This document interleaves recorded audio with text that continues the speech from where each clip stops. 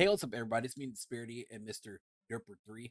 And we're back with part 3 of the tier list for Immortal Empires. So, as you guys see here within the tier list, is that you guys can look how far we got here. We got a bit more factions to go, so it's not too much or not too long. Um, so today, we're going to be hitting up Bretonnia and hopefully Warriors of Chaos. So, starting off with Bretonnia here, we're going to be talking about Khorne, or better known who leads it, Lien Leon Korra in Immortal Empires. So in Immortal Empires, um, Khorne or Leon Korra, they basically start in the same position as they did in Immortal Empires and also in Warhammer 1. And Leon's starting position, or let's say his starting army, right? His starting army is he gets 2 units of spearmen at arms, 1 unit of peasant bowmen, 2 units of Knights of the Realm, 2 units of Knights Errant, and also 1 unit of Pegasus Knights. So, as Leon being a leader here, he starts off with all knightly vows unlocked. His campaign movement range is plus 10% for all characters. His oral size is plus 50% for all lords when attacking. Plus 8 melee attack versus enemies of the lady. That means Greenskins, Norska, Dark Elves, and Chaos. A plus 12 leadership versus enemies of the lady, of course.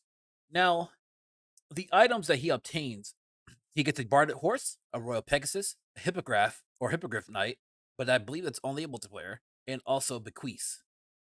The items that he is able to obtain is the Sword of Khorne, Leon's Shield, and added within campaign for Warhammer 3 is the Armor of Brilliance.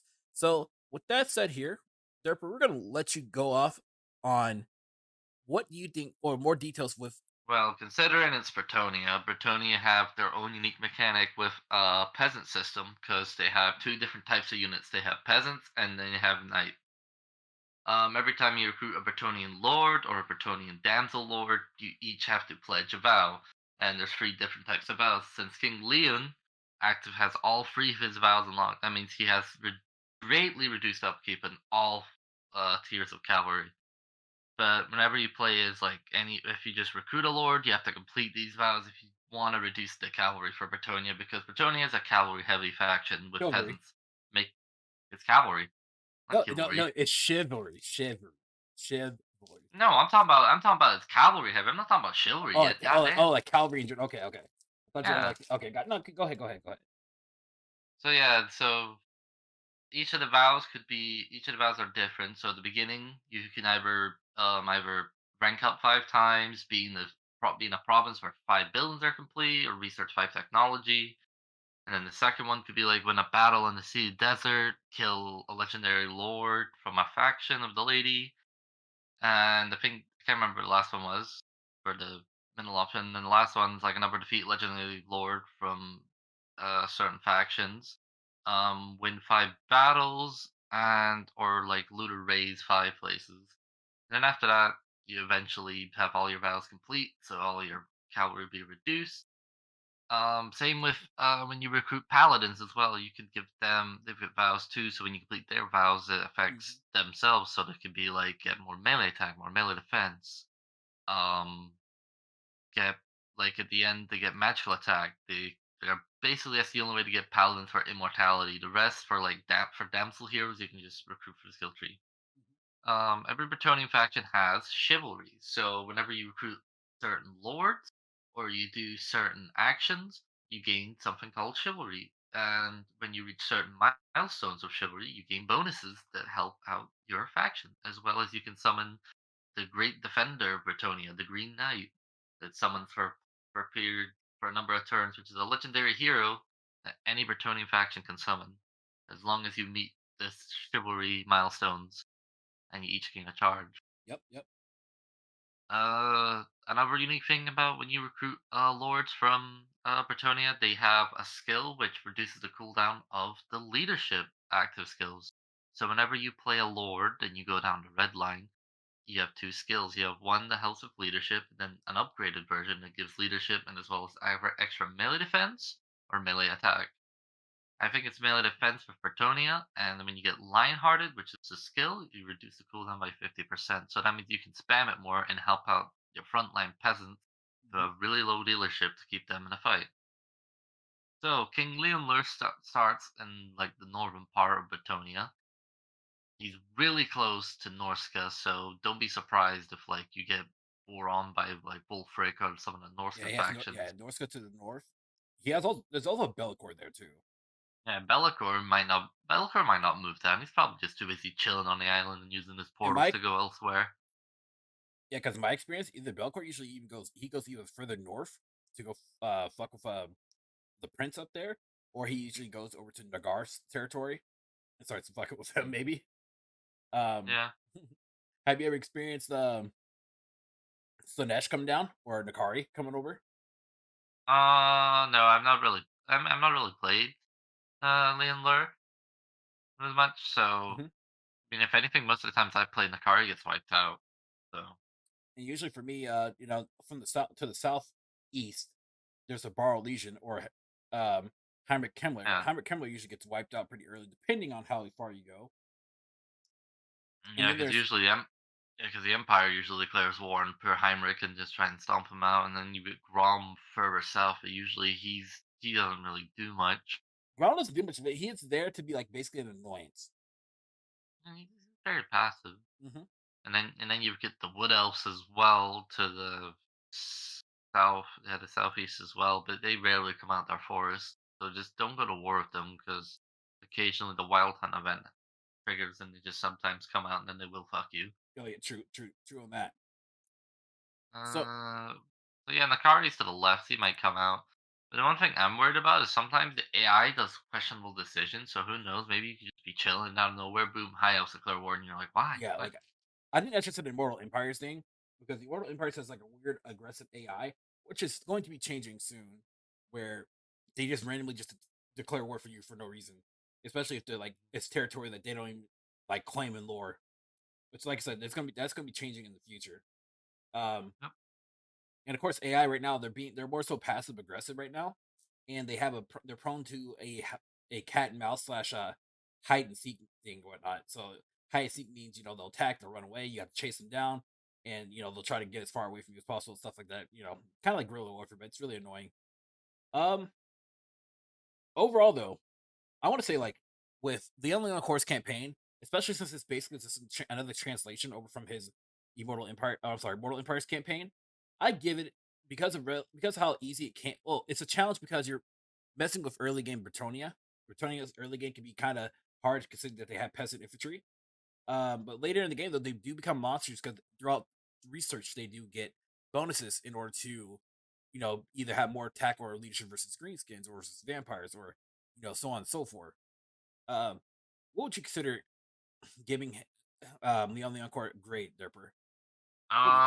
Um, I'm not really played him much, so but I played a lot of Yellow Bretonian Legendary Lords a bit, so I would definitely say that considering that they've changed sort of I don't know if it's a bug or something, but I noticed that some of the lords who don't start off with the blessing of the lady Mhm. has to get it via their own personal skill line, but then afterwards, I don't know if it still triggers like the normal event when you keep winning battles, you get the blessing, and then when you treat, you lose it. Like I don't know if that just means you could just even physically more stack some more physical resistance, but overall, I'd say King Lindler, he starts off with physical resistance. He's pretty good in the fight, I think he's more especially so when he like gets his items. I feel like he's more so like an A/A minus because his campaign is relatively not hard at all because he's really not. I mean, he's surrounded by people, but like he's really not surrounded by people.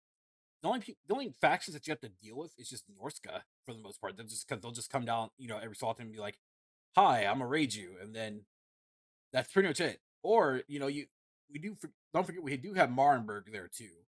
Marenburg they might attack, but I don't think they usually attack in campaigns for the most part. But Yeah, Marenburg is like wiped out or like is or confederated by Carl. well, because I mean, yeah, uh, go ahead. I'd definitely say an A, but But I'm no experience with playing the the game. in lore though, Marenburg was used to be part of the Empire, and then they successfully broke away in Yeah, lore. But they're like the most strongest port in the Empire. I usually just capture Marenburg straight away. But yeah, Nate, yeah, because they sounds pretty have good. that cool. They have that unique port building.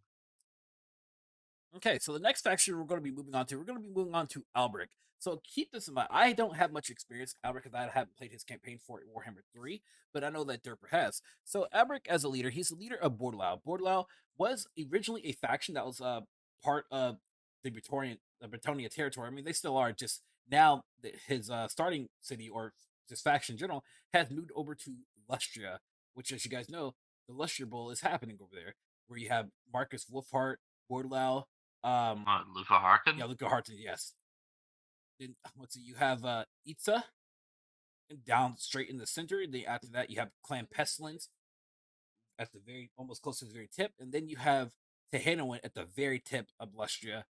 And what is that Dark Elf faction? No, that No, that's Dark Elf. That's Dark Elf. Rakarth. And so starting off with Albrecht here, Albrecht's campaign, from what I understand, well, first off, he's a spear based infantry unit or lord. He gets armored and shielded, and he also gets anti-large. So he's really good at shredding generals that are bigger than him, cavalry, and also he's pretty good against lizardmen, themselves. So the abilities that he gets in the game are Foe Seeker, Rally, Deadly Onslaught, Heroic Killing Blow, which is for multiplayer only, by the way.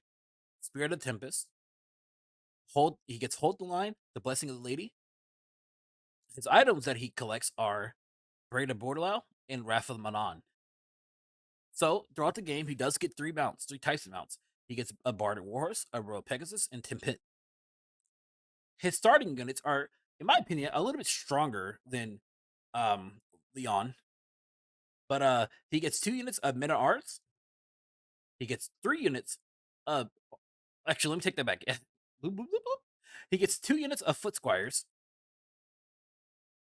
3 units of Men at Arms, 2 units of Peasant Bowmen Archers who do poison, by the way, pox poison, and also gets 2 units of Knights of the Realm. Now his Lord effects are he gets chivalry per turn. He gets a melee defense +4 for peasant mob, men at arms, and spearmen at arms, as long as they're in his army. Melee defense is +10 for Knights of the Realm. Um, and that is pretty much it. So Derber, go ahead if you want to go more in depth with his campaign for Immortal Empires. So unlike Leonler, Albert only starts off with the first with the Knight's Veil unlocked, so he has to unlock the other two vows to reduce his upkeep for cavalry in the later tiers. Albert's pretty good. He's good. It's considering he is anti-large and he is starting off. But the thing is, I will say, because of Immortal Empires, Southern Lustra is filled with lots of like demon factions. So you get like one for Khorne, one for Nurgle, one for Tzeentch, and one for Slaanesh, which makes sense because there is a stellar gate down there, and so when they fall and Lord, the demons come out. Um, I will say the campaign is really fucking weird because I was fighting the demons, and out of nowhere, Marcus declares war on me for I don't know why, Sounds about right. which which makes no fucking sense. So I have to deal with him, Yeah, and then I've got to deal with Luther as well. And I'm no, just frankly, I was good terms with speaking of, Gorok. it's funny that we're speaking of that, right? In my campaign as Tehewen, by the way, I'll I got ran I got random attacked by like everyone up north in North Western. Like like with Marcus, he just randomly declared war on me. Another subfaction of the Lizardmen declared war on me. I'm like, y'all aren't even near me. What are y'all doing? We're like 1,000 miles away. Y'all are declaring war. What's the problem? What I do? But Wait, I'm sorry. Go ahead. you're playing Tehanoan and you're getting war declared on by Lizardmen. That's how you know you're Yeah, playing him wrong. I didn't do anything. I'm just fighting Lord's Clan Pestilence, destroying them. You know.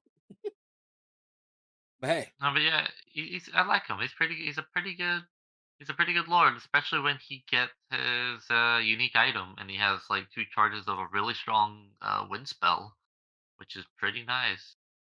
Um, so yeah, just playing Bretonia, he does start off pretty strong because he has 2 units of foot squires, which are great sword infantry. So that would definitely help with dealing with lizardmen that you fight in the beginning, as well as maybe help with the demons. hmm But the only way to help with the demons is you get like magical attacks, so you can easily just get a spellcaster in the army, give magical attack or stuff. Who knows? hmm Um, So yeah, Dalberg's is pretty good, especially with his passive, the Spirit of the Tempest ability, because it gives everyone around him charge bonus and extra speed. So you can use him and run with the cavalry just to fuck up the backline while you get your main units like the peasants and all that holding the front. Hmm. Um, I will say, considering his campaign where he is and pretty fucking good, I definitely give him an A as well. An A, you say? All right, Yeah. because yeah, you have more experience than him than I do. Now I'll go with you. Okay, so next faction that we're going to be talking about is we're going to be talking about Carcassonne. I hope I say that name right. I probably didn't, but the faction is being led by the Fae Enchantress. I don't have experience playing her in Immortal Empires, but in reality's sake, it I want to say this. It pretty much plays very similar to her Immortal Empires campaign. Because put it like this: to the north, she does have Grom to the north. If you can hold it back against Grom and handle him, the campaign can be pretty simple. Now you do have the Wood Elves to watch out for, so you have to play nice with them and also hopefully get high diplomatic advantages with them for in order for they don't just constantly attack. But during the Wild Hunt, they might come out and attack you anyway, so it's best to defend yourself against the Wood Elf attack and Grom from the north. To the south, you do have a Beastman horde, which can get pretty annoying if you let them get what they need to get. And then to the very south, on the other side of the mountains of the mountain range, you have Ikit Claw, just sitting there chilling with his damn ratty nukes and everything else. Um, so speaking with the Fanny Trancers there, she's a woman or a lady of the lady. So let's see here. Give me a sec. All right, so with the Fade Enchantress, she is a wizard, which means that you don't need to have her in melee combat or anywhere else at all because she doesn't do well. She'll just get wounded and dicked on. She does she her spells are the Lord Life, of course, which Lord Life is mostly about healing and defensive mechanisms.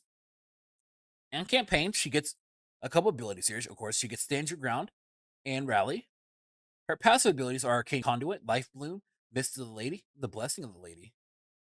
In multiplayer, she gets Aura of the Lady. In the items in the game that she gets the Chalice of Potions and Morgania's Mira. And her mount that she only gets one, sadly, which is Silverun. Her starting units in the game are Battle Pilgrims, Men at Arms with Spear or Spearmen at Arms. She gets a Peasant Mob, 3 units of Peasant Bowmen, 1 unit of Grail Guardians, and 1 unit of the Blessed Field Trebuchet. Her Lord effects are she gets +4 Show Me Return, passive ability the Blessing of the Lady, of course, and also she gets the attribute Causes Fear. So that's pretty cool. That's pretty unique. Derper, so what are your thoughts on the Fey Enchantress? Go ahead. Well, I personally enjoy the Fate Enchantress. She's one of my favorite Bretonnian legendary lords to play. Mhm. She is a master of the lore of life, so she can definitely reduce the cost of regrowth and dwellers below, which are pretty good spells. She has that active ability to favor of the Fae, which gives 1 unit for I think 50 seconds. Extra melee attacks, and that means they're guaranteed to definitely like shred and eat some people up.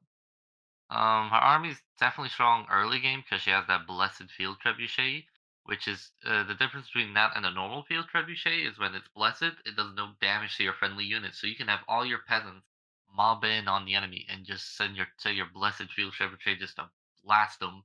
They'll take no damage because they have been blessed by the lady. That's hot. Even though she is not good for melee combat, it's practically good to have her within melee range because she does have the debuff called the Mist of the Lady, which lowers, I think, melee attack around people who cause around her, which is pretty nice. Um, the Grail Guarding she started off with, which is a really strong cavalry unit, so that's definitely good to help out. Even with her also items, Morgiana's Mirror is pretty good. Gives nice spell resist for the Fey Enchantress, as well as reduce the cooldown of her Lore of Life spell, so she can constantly like dish out all that healing to help out her units stay healthy in the battle, and maybe hopefully try and prevent loss of entities as well. Hmm. Balance of Potions is pretty good. It's a really good, strong bombardment spell. So definitely you want to use it when the enemy is grouped up, maybe on like one of your paladins that you have that you Facts start on off that. with. Facts. So that is pretty good because AI, whenever you cast bombardment spells, they just leave.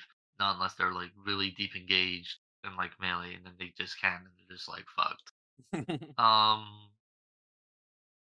yeah, she's it's pretty position wise. It's still the same from like Warhammer 1 and 2. The only issue you have to deal with is Grom, obviously, as well as you have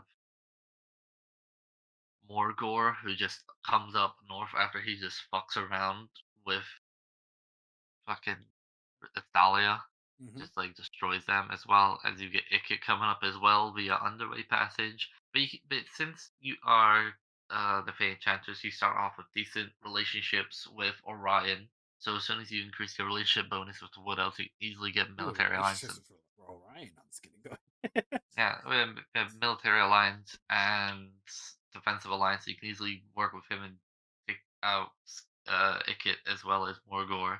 The only issue is I think Belagar gets butthurt because he's a dwarf and he doesn't like elves. Blah blah blah. But he's too busy trying to get his own place. Um, Baroness also declares war on you, even though I've rarely seen her leave Sartosa. Yeah, Even it's though really weird. she's messing around with Tilia a lot as well as Scrag. She really does, though. Uh, She really does.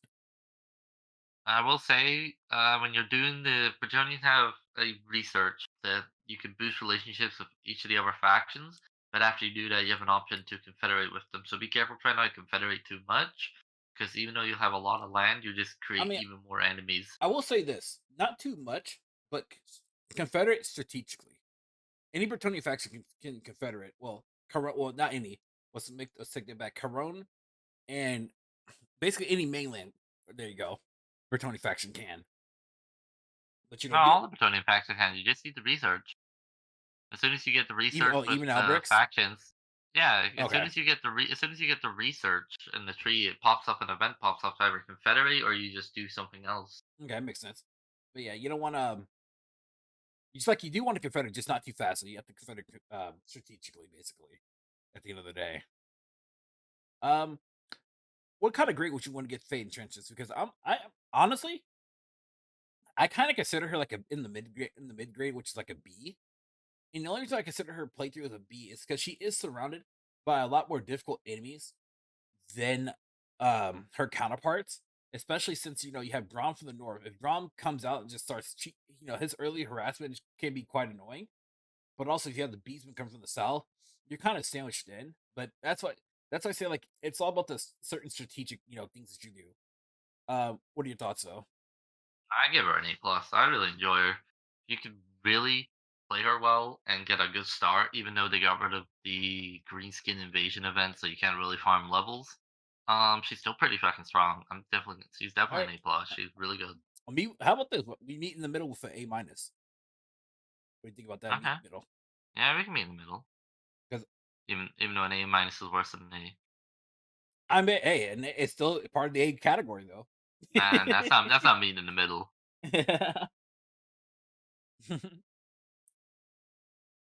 Let's see here. We got one more here. One more Bretonnia faction that we're going to be speaking about. So we're going to be talking about Leones. So Leones is led by Rapance de Leones. So she was shipped Rapons. Rapans. Can't even I'm say not. the I'm fucking not for name right. sure. Rapans, Rapans, Peter Pants. Yeah, you need help. So she was moved from her. Actually, no, she really wasn't moved too much. She was kind of, I guess, you say, expanded. Basically, she starts at the coast of the Arabia, or coast of Arabia. Um, the enemies here that she is surrounded with. We'll start off with that.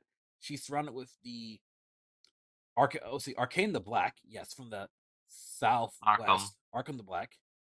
She has Eltharion to the east, to the very east. To the south, she does have Sutenberg. She does have Diocetra to the east as well. such as the impenetrable. Basically, she's part of the Southland Bull. So Southland Bull is the most dangerous bull that you ever don't want to be in because one small step, at least in my opinion, it's game over. It's just like no point anymore. So you have to take care of the Tomb Kings before they get stronger, especially since they get their free armies from just by raising zero upkeep. So the skeleton warriors might just clap your cheeks, maybe. Now, Eltharion, I haven't had the experience of him ever coming down south to me, especially when I'm playing since I'm currently doing a campaign as Leonis right now. You will get declared war by the God, I forgot what leader is that. Is that Tic Tac 2? Yes, by Tic Tac 2. Eventually, because that's what the AI usually does out of the blue, he just declares war on you. So you have to prepare on for that. Um, Looking at her abilities here, well, she is a greatsword infantry unit. Also starts off mounted, by the way, so keep that in mind. She's armored, she has armor piercing, and of course, she's anti-infantry. Her active abilities are Halo of the Maidenly Wraith. She has Foe Seeker, Deadly Onslaught, Rally, and Stand Your Ground, but that is all campaign only. Her passive abilities are Flora de Lis Banner. For campaign only, she gets Frenzy, and also for items and abilities, she gets the Sword of Leonis. Her mounts is Sulman, and that's a unique mount to her. So in Immortal Empires, she starts off with the same arm that she gets in the Vortex, Mortal Empires, and Immortal Empires campaign, which is the Meta Arms Pullman, Meta Arms with shields, Peasant Bowman, First Questing one, Knights, fight me, Knights of man the still Realm, doesn't know his fucking units. and Field Trebuchets, fight me. I will fight you. All right, one multiplayer right now. All right, so the Lord effects that she gets is Chivalry +4, of course, resistance, physical resistance for 5% for all peasant units, leadership +5% for all peasant units, and the ability of the Maidenly Wrath, of course. Her character traits here, she gets Champion of the People, which you get, so of course. And Depper, go ahead and go more in depth with Leonis. And response to Leonis is pretty fucking good. She definitely buffs up the peasants early on because of the extra physical resist and leadership, and it definitely really helps. Later on in her own personal tech tree, so whenever you reach high enough level in the skill, you can make it that you always have everyone in your army has flame attacks whenever you're fighting the undead. So that definitely helps, considering you start off in the fucking land of the dead as the great Southlands part of where she is at. So you're surrounded by nothing but Tomb Kings, and you definitely have Aranessa north of you. Afarion really doesn't deal with you because he's too busy dealing with Greenskin and such. So mostly you'll be fighting the undead of the Tomb Kings a lot. I don't know. I've not played Rapunzel in Immortal Empires. I'd be afraid if fucking Volkmar might go to war with me for no fucking reason. Stupid ball man. Nah, Yeah. Volkmar has way too much to deal with. He has to deal with freaking Um, Manfred down there, etc. He has too much. well, well, I mean, when I played Volkmar, I easily became friends with Cetra, so it's sort of not that hard. Really? Um, That's yeah, attacked me out of the blue. I just attacked fucking Manfred a lot, and he just liked that because he even hates Manfred. Go ahead, And I pop have to up. deal with Tic-Tac-Toe. But yeah, Rapunzel's pretty good. She's really good frontline unit because she has with that, especially with the unholy Halo of the Maiden, which is really good self explosion, which causes people around her to be blinded, as well as doesn't even damage friendly units. So it's pretty good. So you can easily just walk her in and just have like all your range units just pen it down. It's pretty. So it was normal with Bretonnian lords and such. You gotta because she is a knight, so you have to get your knightly vows if you want reduced upkeep for later tier cavalry, which is pretty good. Her sword is pretty nice, giving her more melee attack and more weapon strength, which helps her like really shred down a lot of the enemy lords that you send her in to kill and fight with great honor and chivalry. Um, Other than that, like pretty good. You can easy you start off like next to like another friendly Bretonnian faction, which is like another ones who like go on a crusade and stuff. You can easily just like get confederation with them and just easily take their lands and just wipe out Arkham and all that fun stuff. She's really pretty easy start. Like nothing really too complicated happens unless you get the Black Pyramid end event, and like oh boy, Oh yeah. you use like an instant like 10, 12 armies like spawn like right near you, and you're like oh no. Oh yeah. Uh, So pretty strong, pretty good. I'd give her an A. Yeah, I can agree with that. I can definitely agree with that. Because I actually do enjoy her campaign. Her campaign's pretty freaking fun. Because it's pretty safe, but not too safe. It's just those first 10 to 15 turns though are is very crucial on how her gameplay will go. At least in my opinion. But that's for Prancer, y'all. All right. So we're gonna be talking about the bigger group here, guys. The group we're going to be talking about are the Warriors of Chaos. So when Immortal Empires launched, Warriors of Chaos got a huge well, yeah, basically like a huge upgrade. So this is because also Champions of Chaos. So you got Warriors of Chaos and Champions of Chaos DLC. All right.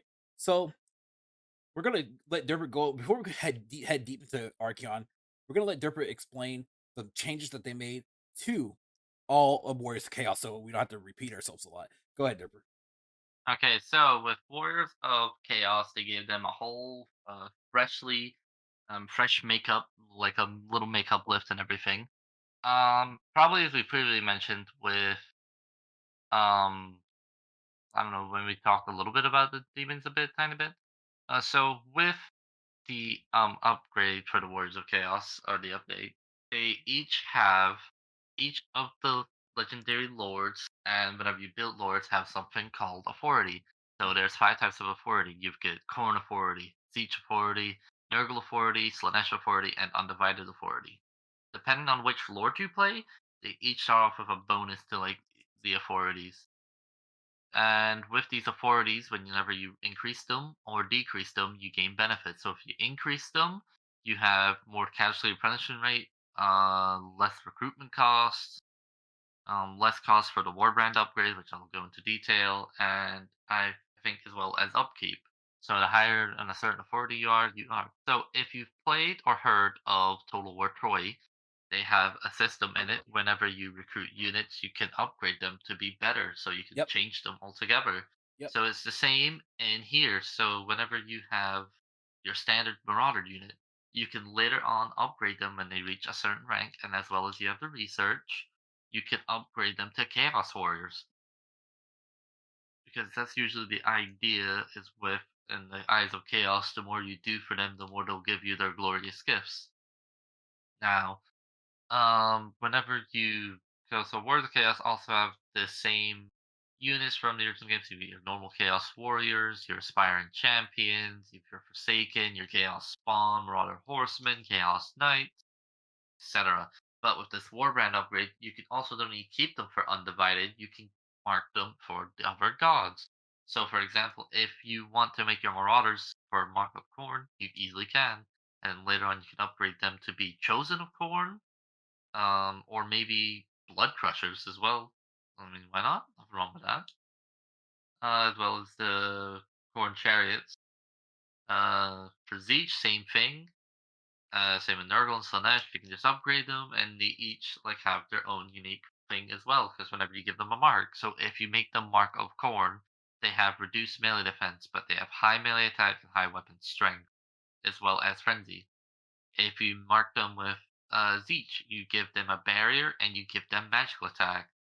If you mark them with Nurgle, they have more health, more melee defense, but they have less speed and I think less melee attack. If you mark them with Slaanesh, you give them 10% physical resist, you give them more speed, which is as well as immune to psychology, which is pretty good. So overall, so depending on which legendary lord you start off with, they'll each have their own unique thing with authority, as well as in the research.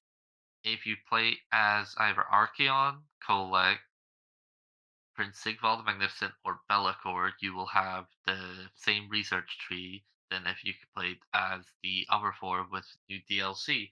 And in that, there's four branching pathways: one for Khorne, one for Nurgle, one for Tzeentch, one for Slaanesh. If you upgrade them, they increase the authority of the chosen god, but as well as lower the authority of the opposite god. So, for example, if you go into the Khorne research, You're getting extra Khorne authority, but you have less Slaanesh, and that's the same with Tzeentch and Nurgle, and Slaanesh and Khorne, vice versa. As well as whenever you recruit heroes, heroes now have, like, similar with the Ogre Kingdoms, like with their big name, they have marks of chaos. Mhm. So each of them could be different. So whenever you unlock the requirement, they'll instantly gain a trait, maybe even a free ability. And whenever they reach rank 5, you can dedicate them to a god or just keep them undivided. So whenever you do that, it costs souls. Souls is the new built-in mechanic for the Warriors of Chaos that they get. Which souls can be used to spend on gifts. Gifts give passive effects as well as active abilities, which is pretty good. But you gotta remember, you don't generate souls automatically. You have to get them by doing combat or raising settlement. As well as the new settlement mechanic. Warriors of Chaos used to only be a horde only faction. They are now a settlement faction with minus because they've no horde. The only horde part is that they can recruit in any territory, and the higher the chaos corruption, as well as the other types of chaos corruption, the higher chance of getting better units like aspiring champions and such. So whenever there are unique settlements called dark fortresses, whenever you take a dark fortress, you get a full settlement bar as if you were playing a normal settlement faction. But if you capture a place that isn't a dark fortress, then you're just kind of like the wood elves. Whenever you capture a building, you only get the main building and one building slot. So also the idea is some of the dark fortresses have a Norscan faction next to it. Usually, at the beginning of the game, whenever you get your first dark fortress, you always have a Northern faction being your vassal. This way is for that Wards of Chaos can easily vassalize with Norskins pretty easily and well. As well as down the line they can subjugate and force vassalication on any human faction, elf faction. So that makes that you can have some pretty good allies, but the vassal AI in Warhammer 3 is not the greatest, so it's not really recommended because they're just going to take up a slot and really not do much for you. Mhm. Mhm. So, All right. besides that, full warband upgrade and all that stuff, the new Warriors of Chaos update, pretty fucking good and needed. All right. So with that said, here that pretty much covered the entire Warriors Chaos, but we will still be going in depth within each. Well, not in. I would say fully in depth, but we will talk about each one of their campaigns because I have played a couple and Derpres played a couple of their campaigns. Yep. So first things first is that Archeon the Abertosan, his position basically did change from, in a sense, like they pushed him more up from his like Mortal Empires and Immortal Empire or his like Warhammer One positioning. He basically went from like being from where they would usually spawn him, but push him a little bit further up north. Archeon here, I will be honest with you, his playthrough or his whatnot is relatively safe. He has no one to really deal with other than Ursus Boris, and you can honestly take him up pretty quickly. And then you do have the Greenskins. What's his name? Ungram Iron Fist, right? If I'm correct. No, not I'm gonna no. say I'm sorry. I'm pause. sorry. I'm I'm gonna. sorry. Grimgor. It's Grimgor. It's Grimgor. Grimgor. That's who it is. I don't know why I said Ungram. So yeah, That's a you're going in the book of grudges for that. I had to think about it for a second. They all look the same. They're just green, huge and green, bro. Huge and green. But yeah, so yeah, No, Grimgor. but Ungram's a fucking dwarf, not a dweeb. Yeah, I know. I know. I failed. I know. Get him, comment section. Get him. Yeah, attack me. Y'all deserve to attack me. Put me in the book of grudges. So yeah, you have basically Archon's playthrough is just relatively safe. Um, just for that alone, he pretty much gets an A, an S because if you just wipe out Ursus Boris, that's cool. Then again, you have Grimgor. Grimgor could be he might be tough, but you shouldn't have a problem with him. And then you have Azak, right? If I recall, in the mountains over there. No, that's like And pretty much that's honestly it. But when talking about Archon the Everchosen, Archon in his lore, of course, he's the main badass, the man who destroyed the world. You know, the man who led the army who destroyed the world. You know, he wants to he wants the world crashing down, which he doesn't realize that bro, what's he going to control when everyone's dead? Okay, okay. Anywho, so they made Archeon in the Immortal Empires a freaking beast. By the way, the man is a wizard. Not only that he's a wizard, He's armored and shielded, so he's already hard to kill. Then he gets armor piercing for as a wizard, and on top of that, to put the little cherry on top, they made him into a melee expert. You know how crazy it is and how dangerous that is? And so, and Warhammer 3 Archon has access to a mix of spells. He gets the lores of fire, death, and metal. So he gets Searing Doom, which eventually late game that's going to have like a 1 second cooldown. He gets Spirit Leech, which I believe that's a really strong and effective against a single character. He gets the Burning Head, the Flaming Sword of Ruin, Transmutation of Lead, and the Purple Sun of Xerxes or Xerus.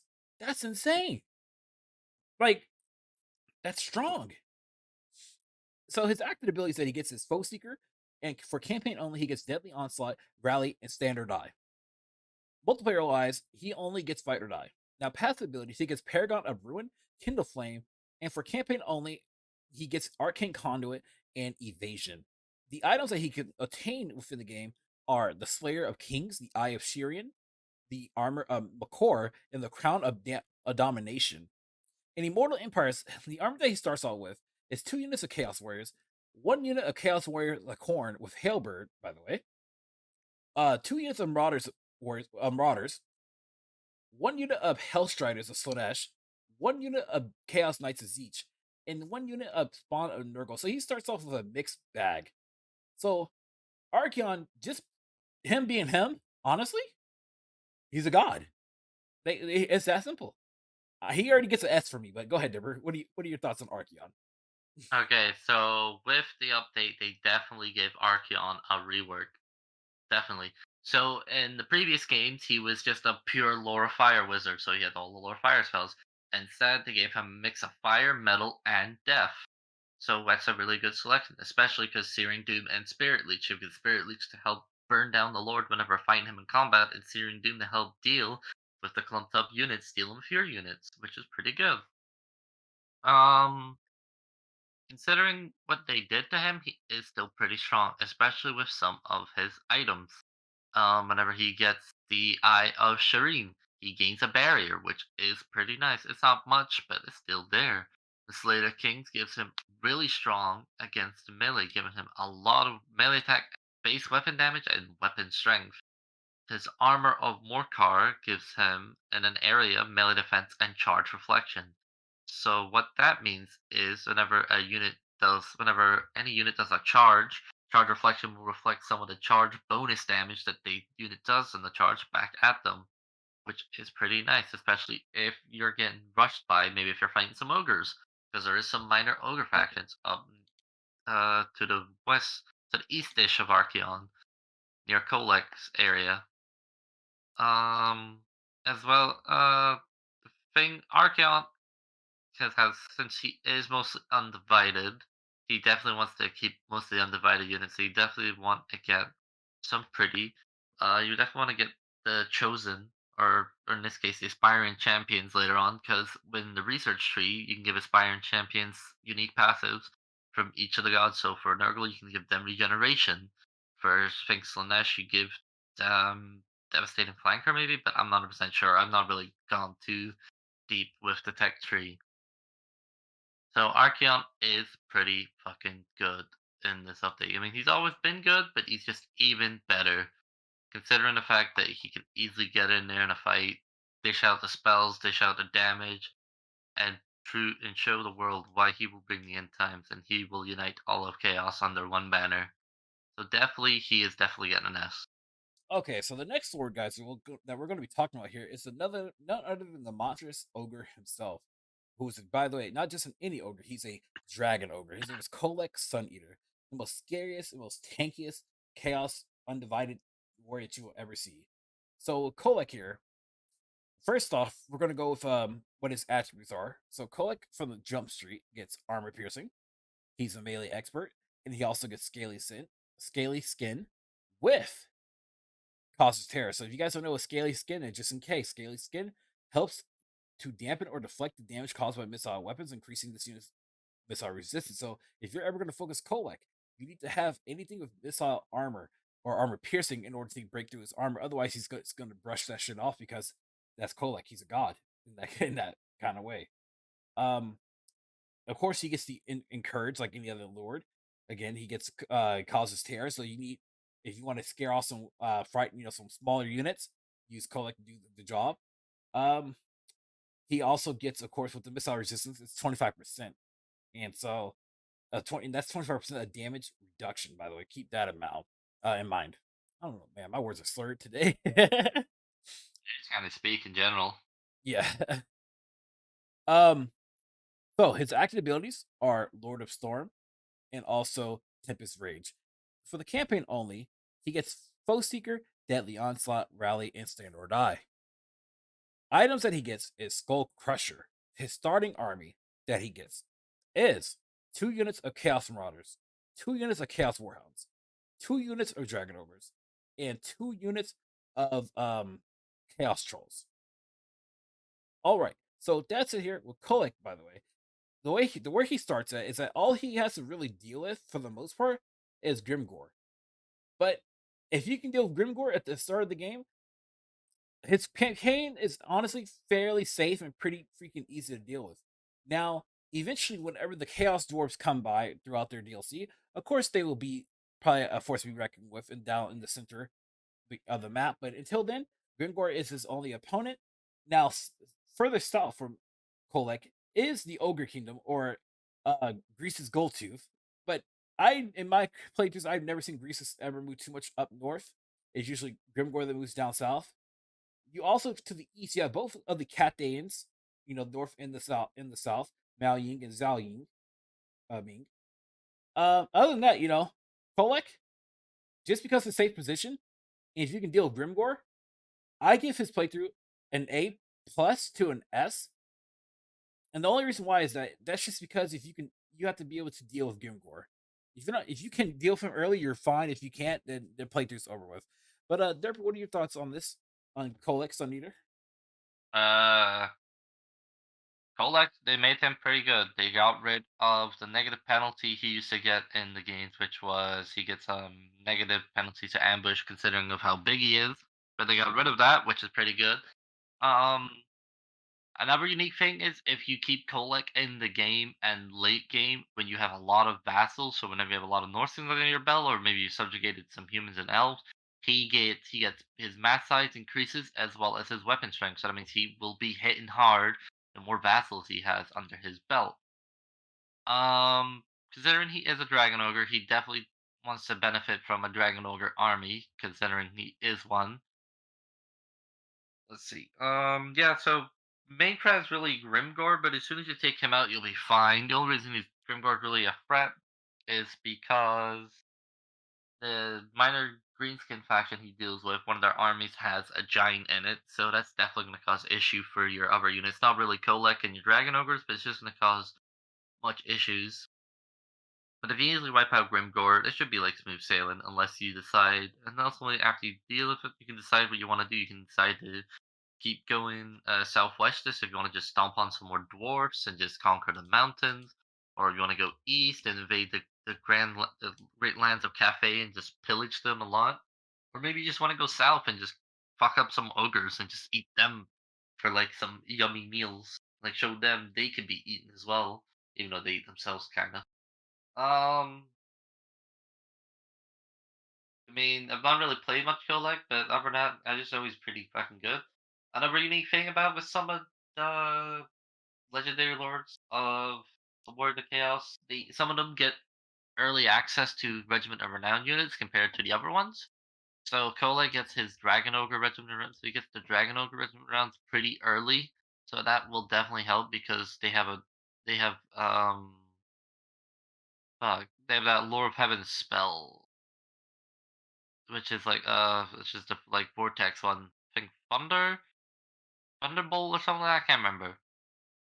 Which is pretty. It's a really strong vortex spell, so that definitely will help out whenever you get that Regiment of Renown. And yeah, well, normal because of the update, he's pretty good. To definitely say he's definitely S tier. All right. Good old Kolek Sun Eater, y'all. Big old dragon, man.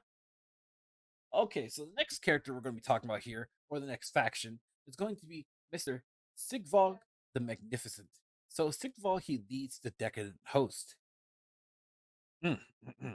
So Sigvald here, he used to be part of the Warriors of Chaos in his in the grouping in Warhammer 1 and Warhammer 2. But now he gets his own faction to raise hell within the old world, the new world, just the entire world in general. So Sigval is a sword infantry based lord who gets armored and shielded. He's a melee expert. He gets perfect vigor, which means that even when performing the most fatigue acts, his unit never loses vigor, so he can stay in battle for as long as he wants. And then he gets charge bonus or charge defense against all. So that means withstanding and bracing against a charged unit will negate the enemy's charge bonus. So basically, what that means is that you don't want to send your shock cavalry into him because it won't do anything. So he'll just take it and tank it. Um, he is also immune to psychology, by the way, which means that anything that has fear and terror will not affect him. He gets the Strider, which means that his speed and combat penalties caused by terrain are ignored by him. And also, he gets the Mark of Slaanesh. A unit with the mark has immune psychology, of course, Strider, increased physical resistance, and also speed. So Sigvald right now in his Immortal Empires campaign is honestly, again, relatively safe for the most part. So he does have to deal with minor Norscan factions, which he can definitely confederate. You also deal with if you want to deal with Norska to the south, which means Wolfric the Wonder, you definitely can, and also maybe even Throg. To the very east, you do have to deal with Malice Darkblade to the very east. That's if you decide to go that tread that territory.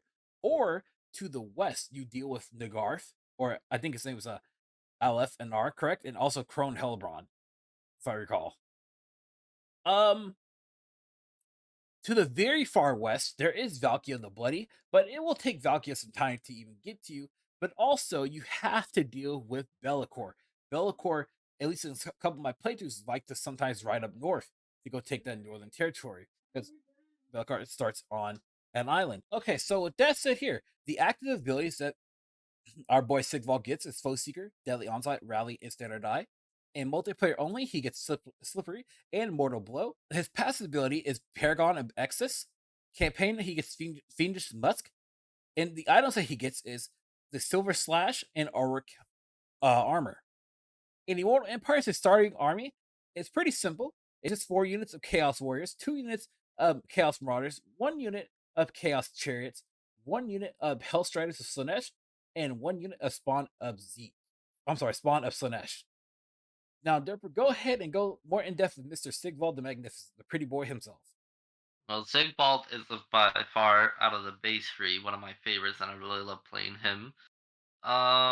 He since he has the sign of Slaanesh, he will have higher Slaanesh authority as well as Undivided. So you definitely want to give him Slaanesh units to help benefit that. So you don't want to stick Khorne in his army. So definitely not recommended to stick any sort of Khorne related unit in that army. So just leave that alone. Um, Pretty good at melee combat as always, as well because he has that musk, which helps. It's a nice hex ability around enemies. As well as I forgot to mention that every faction in this DLC, minus Be'lakor and Azazel, at the end of their own unique skill tree, they can get the demonic trait. That means it's even more physical resist, as well as being a badass as well. So whenever you reach that point, Sigvald is practically just really hard to kill. When he gets his Ulrich armor, he gets that nice little health regen, so it definitely keeps him in combat a bit longer. The Silver Slash to Slaanesh is a pretty strong weapon as well. But as always, you just want to get in there, take the beating, use your cavalry to help flank the back, 'cause especially with Slaanesh cavalry, because the later games, I think Hellstriders, they have devastating flankers, so they deal bonus damage whenever they are flanking. So that means that's an even stronger charge bonus when they're ramming people up the butt when they're not paying attention. Oh man. Um, Again, in the campaign, you definitely have to be careful because, like, you have war declared by Malice as well as Hellebron, which is normal, but as well as Valkia maybe because she doesn't like Slaanesh because Khorne and Slaanesh hate each other, or maybe you may have a beautiful friendship. It just depends. Um, you could go southeasters if you want to like get some more vassals, like go make Wolfric your vassal, Frog, and some of the other Northern factions. Be'lakor, I've not really seen attack me, so I've pretty been fine for the most part. But it just ultimately depends on what the Be'lakor AI decides what he wants to do. Sigvald's always my favorite. He holds a place in my heart. He will always be up there, so that's why he's an S. for who they're going against. Now, the only faction which we're actually about to talk about pretty just basically literally right now that I'll say does have a bit of a challenge, right? From my experience, and that will have to be Valkia the Bloody. So we're talking about the Gore Queen herself. Valkia the Bloody is a flying monster-based unit whose armored is shielded. She gets armor piercing, and she's an anti-large, and of course, again, she gets flying. So she's a worshiper of Khorne. All right, she's immune to psychology. She can cause fear to enemy units. She also has the mark of chaos or she has the attribute Mark of Chaos. My bad. Which means that she gets a frenzy passive ability, increased spell resistance, but also reduced melee defense. Mark of Khorne, not Mark of Chaos. My dyslexia came. My bad. Mark of Khorne. Thank you. Thank you. So Valkia and campaign only, she gets Folk Seeker, Deadly Onslaught, Rally, and Fight or Die. Passive abilities is the Gaze of Khorne. Campaign only is Gore Feast and Wrath of Khorne. Items that she gets in the game is Demon Shield, the Scarlet Armor, and the Spear of Super, which are fucking amazing and broken in their own way. So, the starting units of Valkyrie are 3 units of Chaos Warriors of Khorne, 3 units of Marauders of Khorne, 1 unit of Skull Crushers of Khorne, and 1 unit of Chaos Warhounds. And this is just for Immortal Empires, of course. So, in my personal opinion, Valkyria's playthrough is actually probably is a pretty fun god darn playthrough. The main challenge of her playthrough is that she does have to deal with very, very different types of factions within the game. She starts off with a vassal automatic off jump, which is Mung. To the very south, she has to deal with the ancestral throng, right? If I did I say that right? Yeah. Okay, cool. She has to deal with Nagaron or the Dark Elves themselves, and then she has to deal with Crone Hellbron. Her campaign can go either way. It's not too bad, to be honest with you. Now, speaking of her weapons, the Demon Shield. The Demon Shield is pretty amazing because simple fact that it makes her invincible for I believe like 10 to 15, like I think like 10 seconds, 10 to 15 seconds. And on top of that, she's still able to attack during that moment. So you're sitting there, she's sitting there attacking your giant, and she's not taking damage because it's invincibility. But then the Spear of Sleipnor is a nice attack because if once your units are all in melee, lined up perfectly, you shoot that spear down, oh, it'll slice through your enemies like butter. Now the problem is that both her abilities um are on a long cooldown, so you have to use her abilities strategically. And on top of that, her Spear of Sleipnor only has 2 charges to it, so you got to really use them strategically while within the battle. Valkia herself, because of my experiences, it can go either way. It can go really, really great, or you can die within the first 20 turns. So I will have to get her playthrough a plus on where she stands. But therefore, I want you to go more in depth with Valkia. What do you think about Valkia? Okay, so Valkia is, since she is the Gore Queen, as well as the Shield Maiden of Khorne, she can only upgrade her Warbrand to Undivided or Mark of Khorne, so she can't get any of her marks. Her research tree is also different, so she'll have like stuff to help out with Khorne units as well as normally Undivided. And considering she is a mono god faction, she does have access to the demon ability Khorne, so she will have the horn, make a unit unbreakable, as well as the explosion army ability that all the greater demons of Khorne will get. So she will get that. She also has her own bloodletting for her faction. It's not as strong as Mr. Scargrand, but it really helps out because it gives her more Khorne authority, which helps out replenishment of all her Khorne units, which is pretty nice. Um, Considering where she is, you definitely have to deal with a lot of dark elves, especially because usually you fight Hellebrand after you get the Road of Skulls and get more vassals under your belt. So you gotta definitely have to make sure you have enough metal to deal with all their bullshit dark shards, their cavalry, as well as other stuff in general. But you can easily take that out. And then dwarfs as well, they're just gonna be assholes, just tied up in a hill, just go pew pew pew with some artillery and shoot you with guns. which doesn't really surprise me at all. Um, but other than that, yeah, if you use your abilities right and everything, you could easily just stab, stab, stab, dash, dash, dash, kill, kill, kill. Especially if you time the demon shield right to get that 13 seconds of invulnerability. So if you time it right, you can maybe avoid like a really damaging spell hitting you, or like a lot of units just ganging up on you and such. With Valkyrie, you can easily fight. Another unique thing is whenever you're fighting armies and they retreat, she gains extra movement speed, so that means she will always be fighting because you cannot escape Khorne's wrath. Your blood will flow, your skull will be on his throne, and you will give milk for his cornflakes. Hey.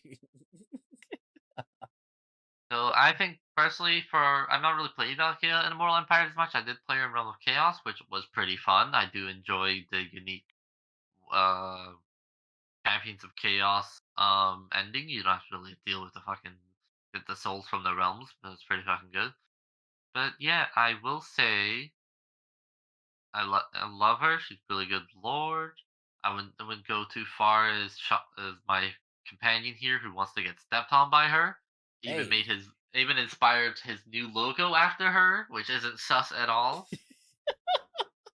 Leave my But fantasies I s- alone. but I say she is an S.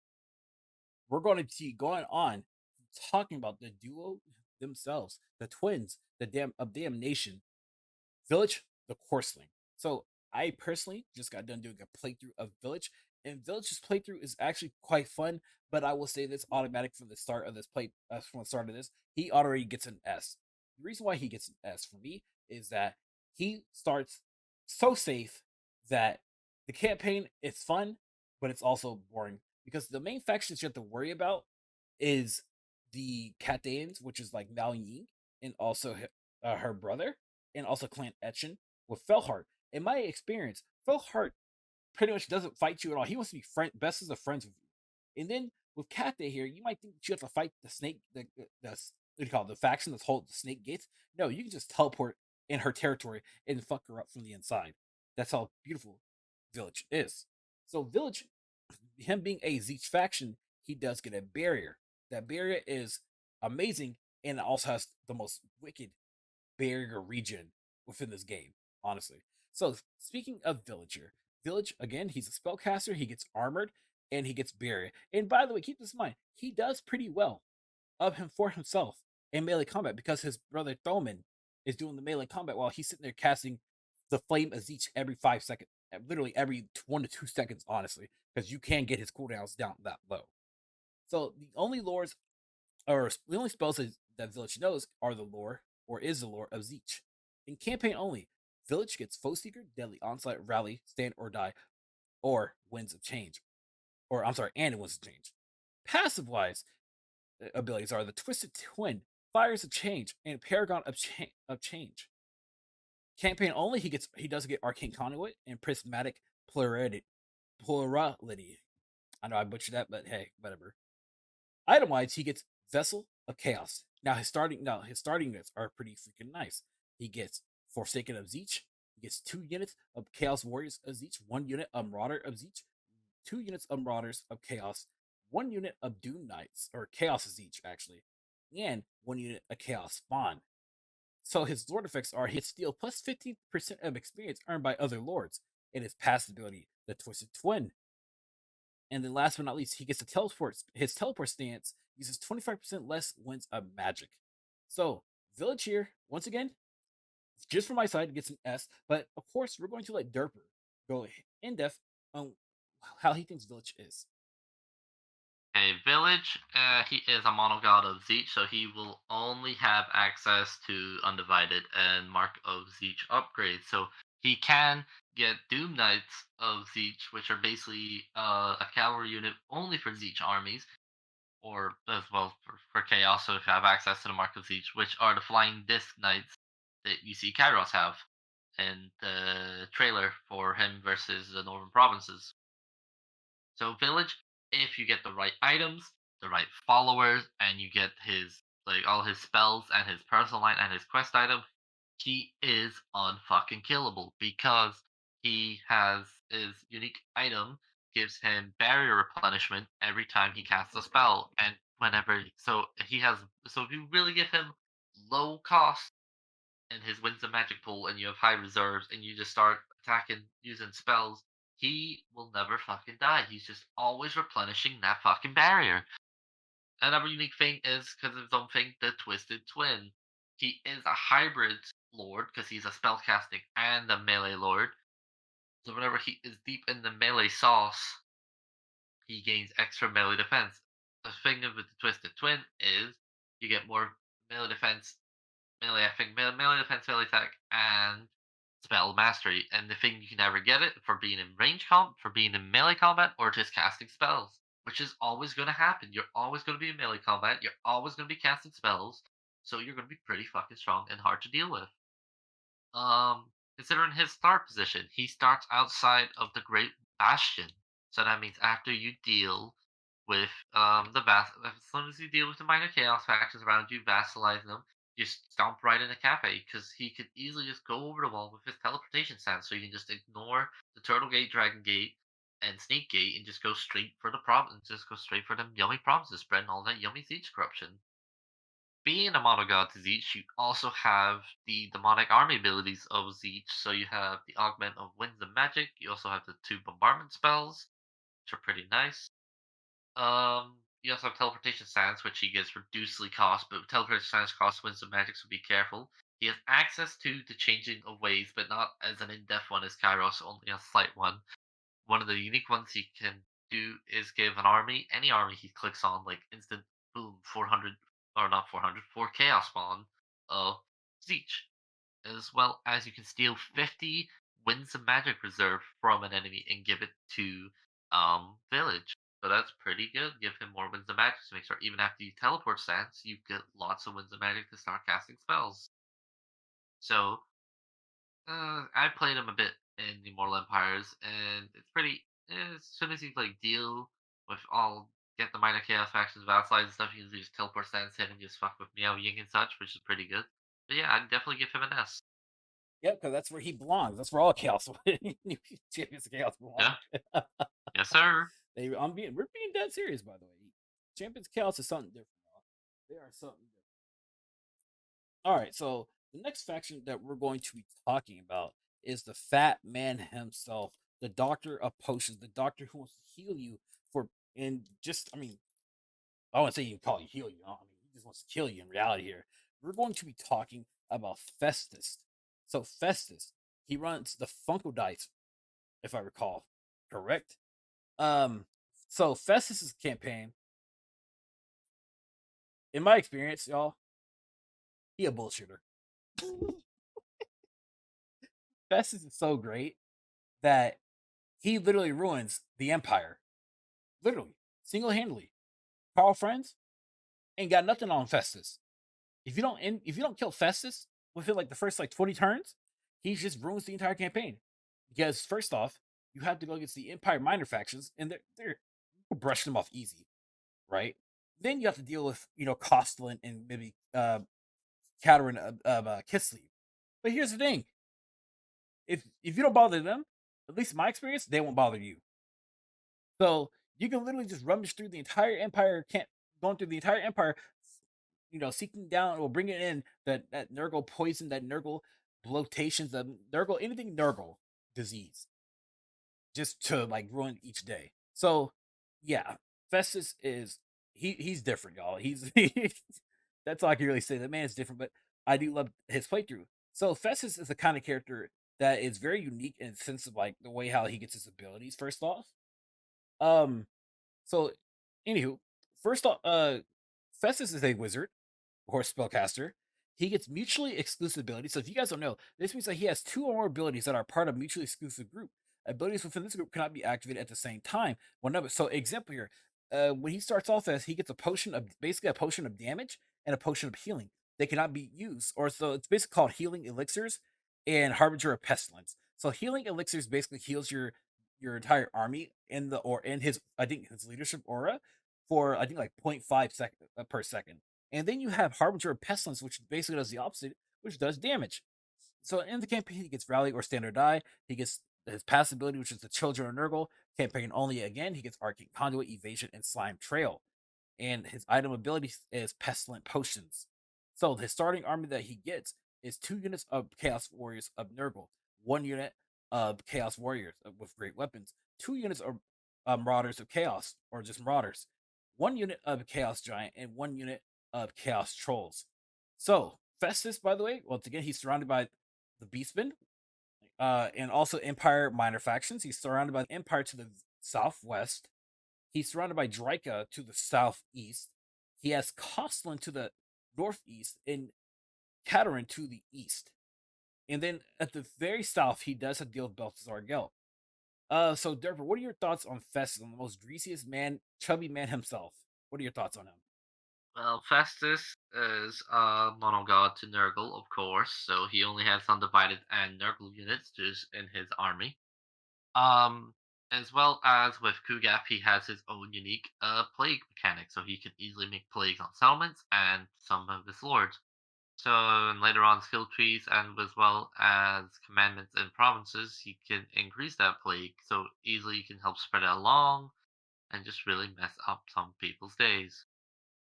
Um, his healing elixirs as well as his pestilence your pestilence is pretty good in battle. So in the beginning you probably might want to like turn on the healing one. So when you're walking over, especially because the Empire will have all their missile units and mortars as bombardments, so you want to keep that nice regen, keep your units nice and healthy before you get into the thick of it. Um being a mono god to Nurgle, he is also a spellcaster, so he has access to the lore of Nurgle. So he has some nice poison spells, nice hex spells, nice buff spells, healing spells. Especially because his unique skill line, he reduces the Windsor cost and Overcast cost for the heal spell of Nurgle, which is pretty nice. Um, yeah, if you just spread out the plagues correctly, deal with all the fucking minor Empire factions, you should be good. Draika just goes in, just keep an eye on Draika. She just likes to declare war, stop war, on aggression, breaks down aggression, war. She just goes on a like a fucking spin cycle. Kislev will declare war on you, Honestly, so you definitely Draga's like that one. What do you call she has multi personality disorder. There you go. She one day she'll attack you, next day she'll peace feel. Next day she'll raid your territory, say hi, and then she'll go back to she's weird. But go ahead, my bad. so Go ahead. yeah Katarina will declare war on you, so you can easily just keep an eye on her and just easily take her out if you want to. Um, what else? Fucking yeah, it's pretty good. He has early access to the Regiment Renowned, which is a Chaos Giant with a Mark of Nurgle, which so that's pretty good. So you can easily just stomp over people easily, as well as deal with the settlements as well. So yeah, just wipe out. Just keep dealing with the minor chaos factions. Also, the vampires might go to war for you. Like Vlad might come up and start fighting for you, but you can easily just stomp his undead ass back to the grave. Yeah, you just gotta deal with the Empire mostly, because Kazrak One Eye is friends with you. 'Cause as long as he doesn't get wiped out early by Boris, so meh, that happens. Um, yeah, you just gotta worry about Katarina as well as Carl whenever he gets stronger with all the confederations he makes later on. So if you easily wipe him out and Katarina, you should be fine. You can easily just go around spreading the love and joy of Nurgle everywhere. Because he is a monogod of Nurgle, he has also access to the army abilities that the demons of Nurgle get. So he has the one that reduces charge speed or reduces charge speed of units. You can regenerate up to 5 units, as well as just be a big chilling guy. You just always just chilling. So yeah, um, playing Festus is definitely iffy because if you don't deal with certain factions to begin with, you can easily just get fucked and just overwhelmed if you don't have the armies as well as the units to help deal with it and such. But yeah, I definitely still get feminist because all the words of chaos and it's gonna get less because it's just fucking too Like good. I have never and then again, the main reason I give him S is because I've never had an issue with Festus in my playthroughs. Like never. Like it's just as long as you focus on like the right people, he's just too easy. Um. Okay, so with Festus, talked about, we're going to go on to the next lord. All right. So speaking of Azazel, Azazel is a spellcaster who also gets armor piercing, and he causes terror, and he's a flying unit, just like Valkia the Bloody. He's Azazel gets access to the lore of Slaanesh. His active abilities are Temptator. His campaign only abilities are Foe Seeker, Deadly Onslaught, Rally, Stand or Die. His passive abilities are Demneering Aura and Blissful Rupture. Campaign only, he gets Arcane Conduit, Evasion, Paragon of Excess, Serpentine Tail, and Soul Feeder, which is one of his new abilities, or I'm sorry, items, is Demon Blade. For Immortal Empires, he gets access to Chosen of Slaanesh, Chaos Warriors of Slaanesh, Marauders of Slaanesh, Hellstriders of Slaanesh, and a Chaos Pharaoh Manticore at the start of the game. So Azazel is pretty much surrounded by both Norse factions. He's surrounded by Wolfric to the east. I'm sorry, to the west, and Throg to the east. While south of him, he's surrounded by Hostelin and Clan what's it called? Clan Boulder, if I recall, or Lord Yes. Skrulk. Then to the No. very Nope. Nope. Nope. Nope. Nope. Nope. Nope. Nope. no, I'll take No. it back. No, no, no, you're right, you're right. No. No. No. Not scroll. Fraud. It's Throg, fraud. that's yeah, Throg. I forget my scale. I don't know. I sometimes in my personal I sometimes get what do you call Skrulk and what you call it mixed up a lot. Honestly, straight up, I don't know why I get them mixed up. They're both similar to me, but let me keep going. Um, to the very south again, there's Kislev down there, and also to the north he gets there's Mr. Malice the Dark Blade, and what's that other faction to the north? Faction that Derber above Next to Throg. Malice, Yeah, next that's mouse. the Yeah. Demon Prince. No one Okay. talks about the Demon Prince. He's booty cheeks. No, you're right. You're right. Oh, you're right. That's right. It's Daniel. I forgot. It's Daniel. No one talks about I ain't Daniel. calling. I ain't calling him Daniel. I ain't agreeing with the fucking community just because CA called him that. You can name him whatever the fuck you want. You can tie his hair up and call him Susan for all I care. And so again, this is Warriors of Chaos because he's Warriors of Chaos. He automatically gets an ass, but go into more detail. Okay, I don't really play much Azazel. That's mostly our dear friend Mr. Zago, who loves Azazel very much. But I can tell you right now, Azazel is probably, from what I heard from him, pretty fucking good. Especially because of his unique effects. So he has I think reduced budget costs when seducing the men. So Kislev, Empire, Bretonnia, and the Grand Cathay. So you can easily just get their higher tier units in your army, especially with the research and such. Um, because he is the monogod of Slaanesh, whenever he wins a battle, he can also give enemies the mark of Slaanesh, which makes them easier, as well as the unique thing to permanent vassalification of people, so you can easily make them their vassal and they can't escape because they're just seduced by you. Since he is Lord Slaanesh, Slaanesh mono god, he only has undivided and the Mark of Slaanesh units, as well as the access to Lore of Slaanesh. So Lore Slaanesh is pretty good spells, good buff, debuff spells, damaging spells, as well as a nice bombardment spell as well. Um, Hell yeah. he does pretty good at melee combat. I know that for sure because he's just fucking crazy. Later on, when he gets his own personal skill line, he gets the Serpentine Tail, which causes damage to combatants around him, which is pretty nice, as well as Demon Blade item, which gives him really good benefits as well as the base weapon and armor piercing for a couple of seconds, as well as the Scourge. Um, Considering where it starts off with, it's really not that hard. I mean, you've got the minor Dorscan faction you can easily deal with, and then you can just move into Trollhelm Mountains and just wipe out Castalton. Because Castalton, he's just pretty fucking. You feel bad for the man. You can easily just go vassalize Frog as well, just make him your bitch and such. Frog might not go to war with you because he might like some of the actions you're doing. Meh, it just depends on where you want to go. You can just keep going southwards and help your boy Festus out with dealing with the mankind of Emperor, and then maybe go. It just depends on what you want to do. Yeah, All the fun stuff agreed. because he is monogod Slaanesh. He has the obviously the seduce mechanic and such, as well as the abilities when in battle with Slaanesh, so cause damage to combatants and such, etc., etc. Um, Since because he also is flying and he starts off already demonic, so he already has the upper hand compared to the other Warriors of Chaos in the faction. So he easily has that extra physical resist, and just you got to keep an eye on him, keep his leadership up, just so he doesn't just start banishing and such, just disappear or peeling away. Other than that, yeah, he gets just as an S. See, guys, I mean, it's just that simple. We love giving them S's because that's basically what they deserve. You know, they're just see like Warhammer 3. By the way, just keep in mind that this game is about the Chaos Warriors, and it's their time to shine. Basically, that's pretty much what it is. I mean, am I right or am I wrong, Derper? Yes. Okay, so the last faction that we're going to be talking about in this Immortal Empires tier list here, which is this is tier list part 3, by the way, keep that in mind, everybody, is that we're going to be talking about Be'lakor. So Be'lakor, by the way, at the end of Warhammer 3, The Realms of Chaos, he did not get his own faction until Immortal Empire. So this is his first faction, and it's very unique to him, and he also controls the Shadow Legion. Keep that in mind. Um, the whole point of Mr. Be'lakor is that I believe he's a spell. Yeah, he's a spellcaster. He's a beast in his own way.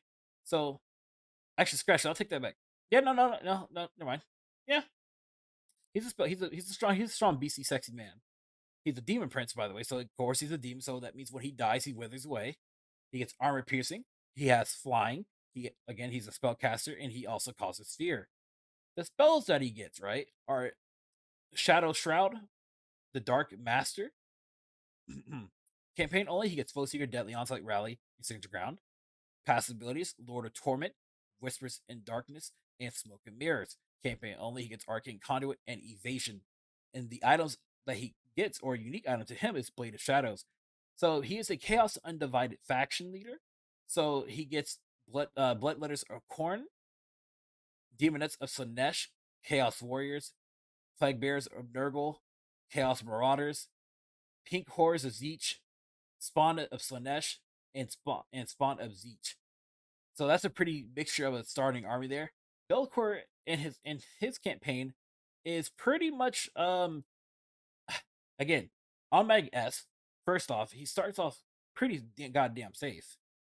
You know, he's on an island, and then he's able to teleport to different locations around the world. So he doesn't have to just stick to that island. Belcourt, if he did stay on the island though, he has to deal with um, Dorska or Wolfric the Wanderer, and maybe even Sigvald the Magnificent to the very north. Or if he feels pretty crafty, he can deal with um, Mr. Leon Core down in Bretonnia, or he can go over and head on to Nagarth and fight Aleph and Nor. But Derper, what do you think of Be'lakor? What are your thoughts on the big man himself? Well, Be'lakor, obviously everyone knows he's the first ever Demon Prince, so obviously he is definitely hella undivided because he's the only one to get all eyes of the four gods to agree, like, yeah, this guy's pretty good. Um, So he also has his own unique unholy manifestations, and each of the ones give him more units in his gifted pool. The one he easily has access to is he can spawn a chaos rift portal, so he can easily go back and forth. There are already some portals already in the area, but unless you just want to make new ones, you can plop that down, as well as gain more pink horrors of Tzeentch in your gifted pool.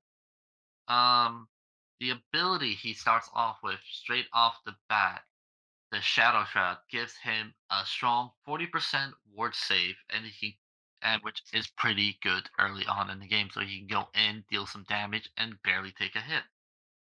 Being also a spellcaster of the Lore of Shadows, which is a good lore in my opinion, and one of my favorite lores. Having access to Pendulum, Enfeebling Foe, Pit of Shades, Occurrence, Mind Razor, um, Mystifying Miasma, which is pretty good, and the other spell that I can't really remember because I barely used it.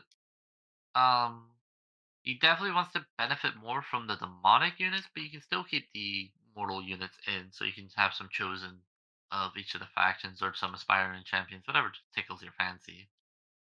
Um, he is, yeah. So campaign wise, you're on the island of Albion, which Rakarth used to be on, as well as fucking Jesus name Nakari. Akari the Wanderer. Not Akari, fuck. Nakai. Um, so yeah, you can easily like branch off into Norscan lands and just vassalize them, so you just get more income, and just you don't have to really have to deal with them later on. Or you can go like left, you just want to just bother some dark elves and such, or maybe you just want to go visit Ulfon, just like take a bite out of that big donut, like it's some of that tasty frosting and shit. Or maybe you just want to go into the lands of Bretonnia and just pillage the French, Oh yeah. or just go straight into the land of the men and just fuck them up as well.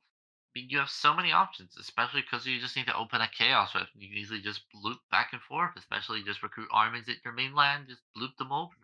Like nothing can really stop you. So that's why he is also getting an S, because he had really good start and he's just too fucking good.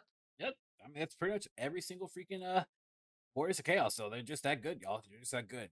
So I hope that you guys enjoyed this tier list that we gave out today. I hope you guys learned a lot of with our experiences, and also see what you guys think of our choices here. Because again, we have a good amount of facts that are in the S tier, but that's just again they're just that good and they're very deserving of it. So this is what you would consider part 3 here. This is probably gonna be like a 5-parter because we still have at least several more facts to talk about. But I think we got through a good majority in today's video, honestly. Um, and honestly, it's really when you really think about it, it's just not a there's not a lot left, honestly. But for you guys who enjoyed this video, please remember to like and subscribe. Also, make sure to hit the notification bell down below to be notified when next video is coming out. Thank y'all for watching. Thank y'all for your support. And I'll let you guys do. You guys have a great night. Peace out. Much love, everybody. Bye. If you guys enjoyed this video, please leave a like and also hit the bell notification down below. Thanks for watching.